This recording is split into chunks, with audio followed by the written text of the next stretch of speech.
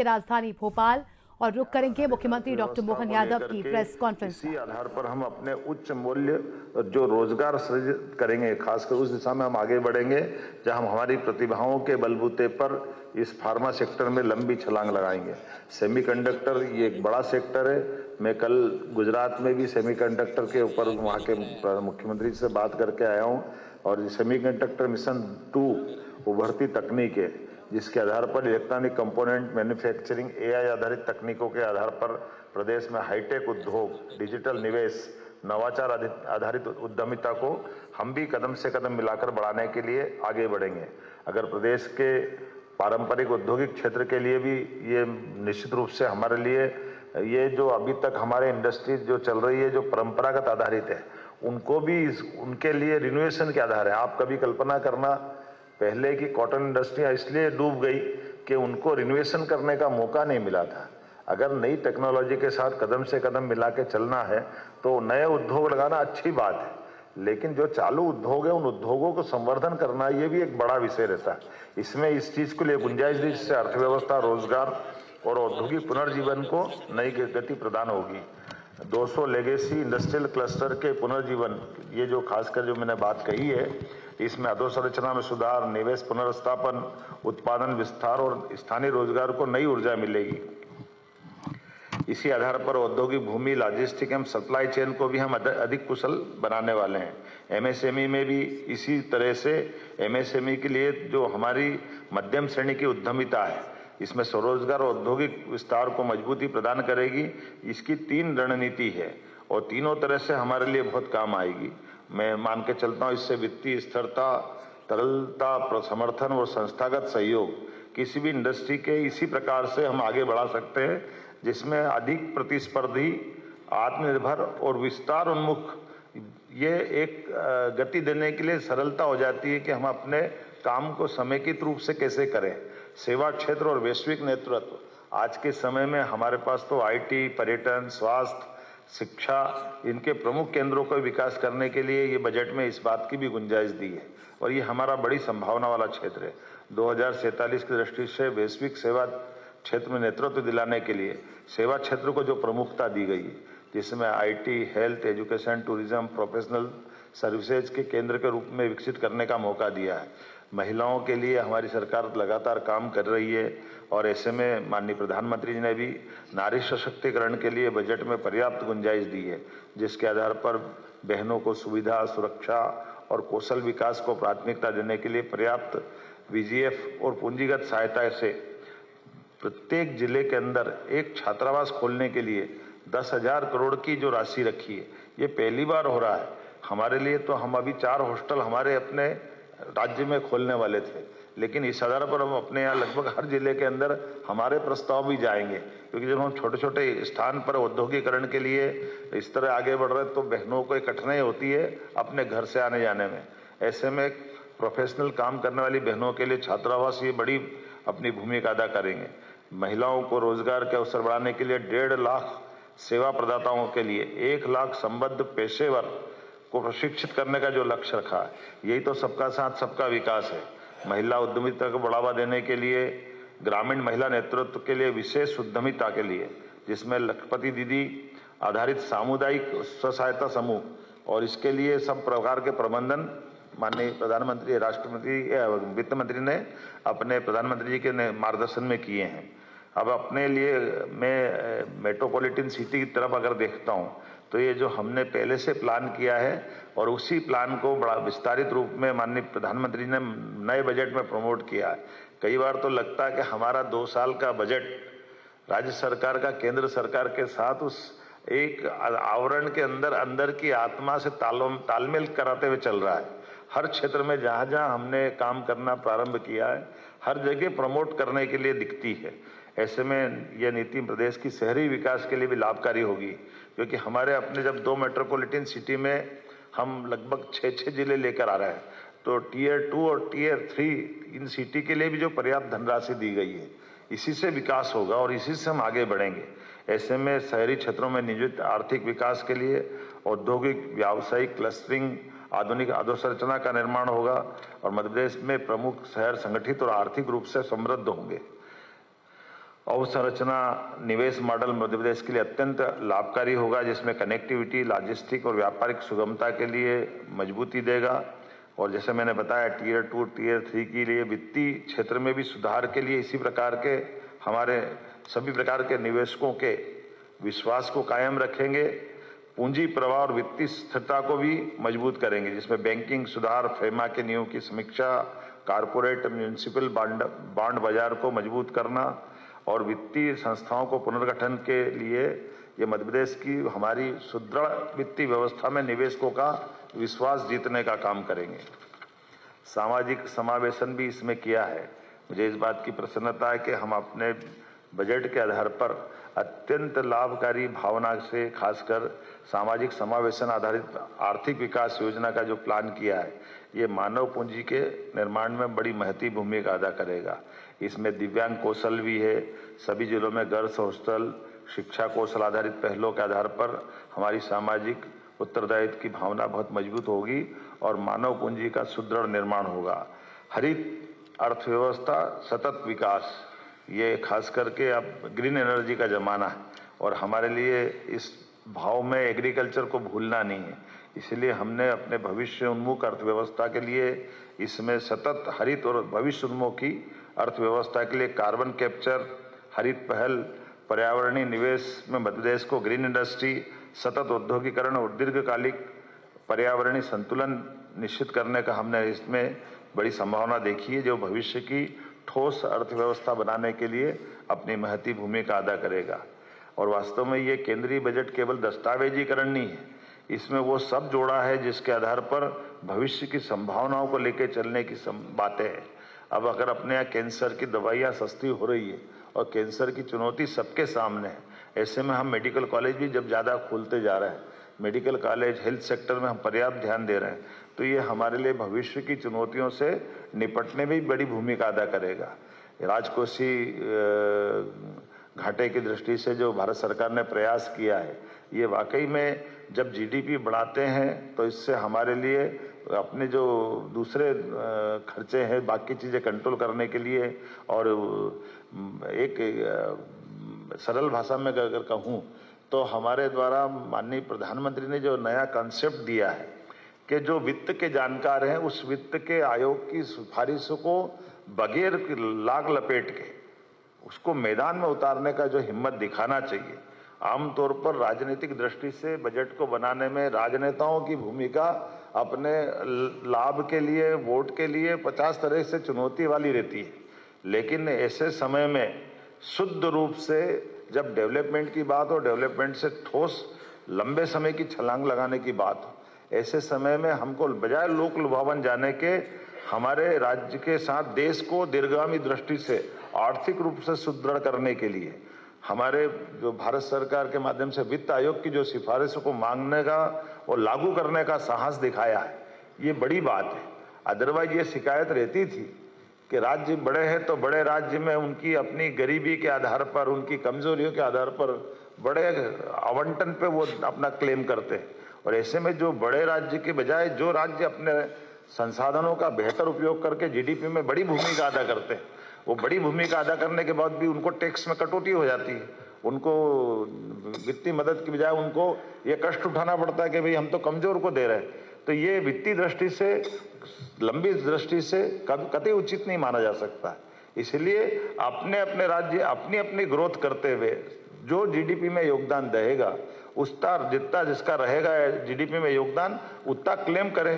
ये बड़े कलेजे के काम है, इसको सरलता से नहीं कर सकते, लेकिन जिसने इस दिशा में और इसी में ये हमारे वित्त के तमाम जानकारों को जोड़ने का और उनकी बात को मानने का और बात को मानने के बाद लागू करने का मैं मान के चलता हूँ प्रधानमंत्री जी का बहुत बड़ा साहस है। मैं उनको बधाई देना चाहूँगा और हम उसके परिणाम देख रहे हैं। आपको इस बजट के परिणाम से दिखेगा कि बजट के पहले और बजट के बाद वैश्विक स्तर पर क्या क्या घटनाएं हुई। ये घटनाएं बता देती कि हमारा बजट किस तरह से देश की दिशा देने जा रहा है। उसमें ज़्यादा कुछ बोलने की जरूरत नहीं, इतने में पर्याप्त हो जाएगा कि बजट के आसपास, अदरवाइज बजट के लिए अपन अड़ोस पड़ोस के देश की हालत देख लो। हमारे पड़ोस का पाकिस्तान हमारे साथ आज़ाद हुआ था, उसका प्रधानमंत्री सार्वजनिक रूप से कह रहा है कि मैं और मुनीर दुनिया के सामने जब कटोरा लेके जाते हैं और उस कटोरा लेके जाने के समय जितनी जलालत हम महसूस करते हैं और जितने प्रकार से वो हमको नीचा दिखा सकते हैं, वो सब दिखाने के बाद हम उनकी उन सारी नीतियों को मानने के लिए मजबूर हो जाते हैं, जिसके बारे में हम अपने देश के लिए सोच भी नहीं सकते। लेकिन चूंकि हमारा हाथ दबा है, हमको उनसे कर्जा चाहिए, तो उनकी वो सारी अनचाही मांगों को भी पूरा करने के लिए हमको हाँ करना पड़ती है। और उसके उलट हमारे देश को देखो, हमारे देश के प्रधानमंत्री को देखो, अपने सामने 10-11 साल में बदलते इस दौर को देखो कि दुनिया की ताकत इधर से उधर हो जाए, लेकिन हमारा नेतृत्व कभी टस से मस नहीं होता है। और तो और दूसरे हमारे लिए, प्रधानमंत्री जी के लिए मित्रता सहित अच्छे अच्छे अलंकार युक्त शब्दों का प्रयोग करते ही हमारे लिए सौभाग्य की बात है। ऐसे नेता हमारे सबके सामने। आभार माननीय मुख्यमंत्री जी। और अब कुछ प्रश्नों के लिए अवधेश जी का हाथ सबसे पहले देखा। अवधेश जी।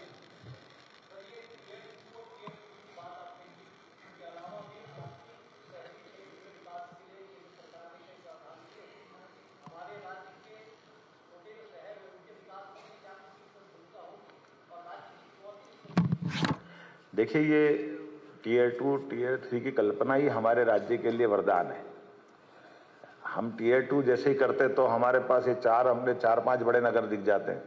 10 लाख से बड़ी आबादी वाले जितने शहर है, उनके विकास के लिए बड़े पैमाने पे राशि देना, ये हमारे इंदौर, भोपाल, ग्वालियर, जबलपुर 10 लाख से बड़ी आबादी वाले शहर की तरफ एकदम से अनुकूल माहौल बनता है।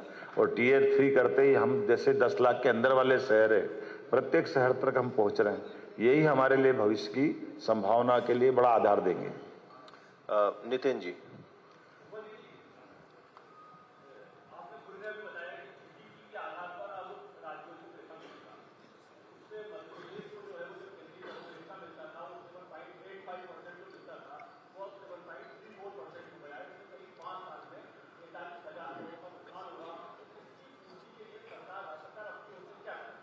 इसकी पूर्ति तो बहुत सरल है। हमने वो या सारी योजना पकड़ी जिससे राज्य की निवेश की भी ताकत बढ़ेगी और विकास की संभावना के बड़े द्वार खुलेंगे। जैसे हमने नदी जोड़ो अभियान लिया। अब नदी जोड़ो अभियान में केवल 10% राशि हमको मिलाना है, वो भी वो 2 राज्य, जैसे हमने केन-बेतवा पीकेसी महाराष्ट्र के साथ। अब अकेले एक पीकेसी योजना और केन-बेतवा के माध्यम से 1,70,000 करोड़ हमको मिल रहा है। तो ये जो शासन की योजनाओं के बलबूते पर राज्य को भविष्य की जीडीपी में अपना योगदान बढ़ाने के लिए इस प्रकार की योजनाओं में आगे बढ़ना चाहिए। जैसे मैंने प्रारंभ में भूमिका में इस बात को कहा है कि ये केवल हम घर में बैठे रहे और हम वही कष्ट में हैं तो हमको मदद कर दो, उसके बजाय हमारी अपनी योजना दूरदर्शी हो, ठोस हो और राज्य को बेहतर से बेहतर मदद मिल जाए। इस दिशा में ही बढ़ने के लिए इस प्रकार के जो ये मैंने उसकी भूमिका में भी कहा कि ये हमारा जो भारत सरकार ने वित्त आयोग की सिफारिश को माना है, वो सारी सिफारिश है जो हमारे लिए और आगे जाकर लाभकारी होगी। इसलिए जीडीपी बढ़ाने के लिए हम काम कर रहे हैं। मनोज शर्मा जी।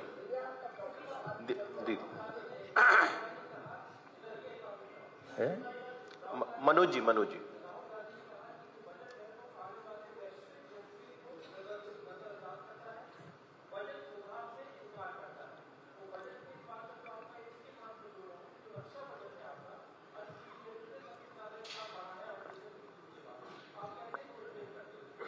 यही तो खास बात है, राहुल गांधी को समझ में नहीं आता वो क्या रहा है। उनकी कठिनाई ये है, जिस रक्षा बजट में 15% की वृद्धि हुई है, उससे बढ़कर क्या हो सकता है। आप पूरा बजट आगे उठा के देख लो, लेकिन दुर्भाग्य के साथ कहना पड़ेगा ये कांग्रेस के नेता राहुल गांधी जी को, ये हमारी देश की सकारात्मकता, इतना बड़ा देश के सामने उनकी बात को लोग किस अर्थ में लेंगे, उनका खुद का भी वजन कम होगा, लेकिन पता नहीं उनको क्यों क्या हो जाता है, वो ऐसी बात क्यों कहते, मेरे तो समझ में नहीं। आपको कभी समझ में आए तो बता देना मेरे। शरद जी।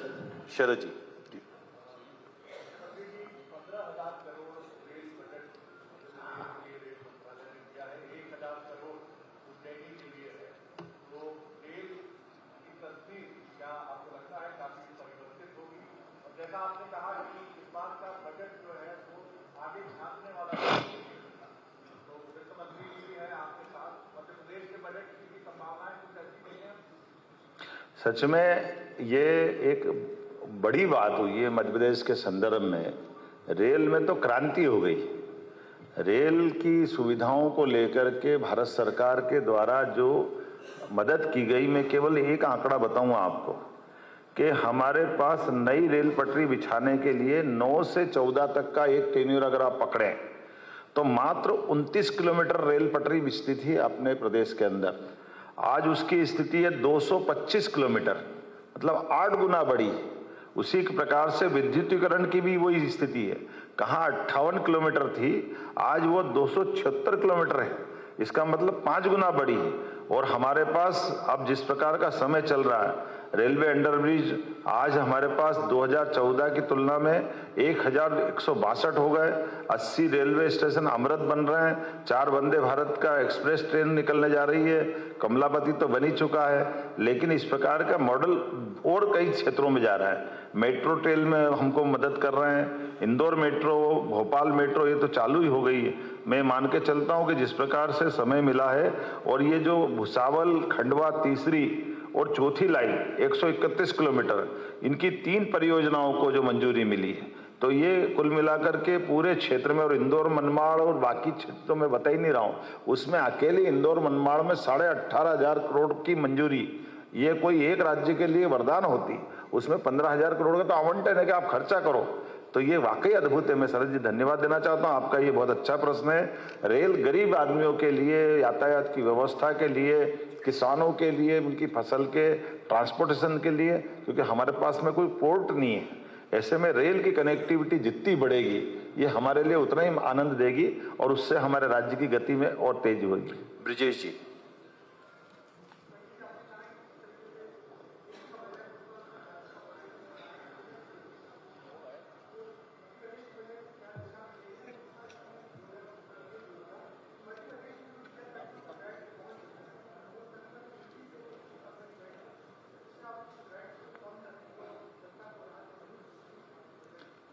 देखिए, ये आपने प्रश्न किया वो दोनों तरह से है। जब ग्रीन एनर्जी की बात आ रही है, जो मैंने इसमें बजट में पढ़ा है, ग्रीन ईवी को हम प्रोत्साहन दे ही रहे हैं लगातार, और उसी प्रकार से डीजल पेट्रोल में जो आपने बात कही, उसकी चुनौती हमारे सबके सामने है।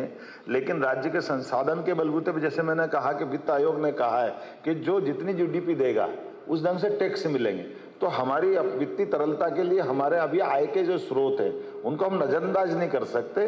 लेकिन सने सने हम इस पे कट लगाते हुए, आने वाला बजट जब हमारा 18 तारीख को आएगा फरवरी में, तो इसमें हम काफी हद तक इसके निराकरण करेंगे। लेकिन ये अच्छी बात है कि हमारे पैरों पे खड़ा होकर के आज मध्य प्रदेश के अंदर की स्थिति अगर देश के संदर्भ में कहूं, तो देश के अंदर हमारे राज्य की आर्थिक ताकत के बलबूते पर जो सर्वाधिक 3 राज्य हैं, जिन 3 राज्यों के अंदर हमारे बजट का 40% के आसपास का हिस्सा पूंजीगत निवेश में लग रहा है, उसमें मध्य प्रदेश है। ये हमारे लिए बड़ी बात है। और हमसे आगे कौन है? छोटा सा त्रिपुरा, उससे एक बाद में जाओ तो हमारे से आधी आबादी का एक प्रदेश। तो ये हमारी प्रगति, और उसी प्रकार से हमारी वित्तीय व्यवस्थाओं के बलबूते पर देश में आबादी के मामले में तो पहला है। अदरवाइज बेरोजगारी की दर सबसे ज्यादा कम होने वाले राज्यों में मध्य प्रदेश हो गया है। आज की स्थिति में 1 से 1.5% के आसपास हमारी बेरोजगारी रह गई, और आबादी में हम देश के सबसे ज्यादा आबादी वाले 5 राज्यों में से एक है।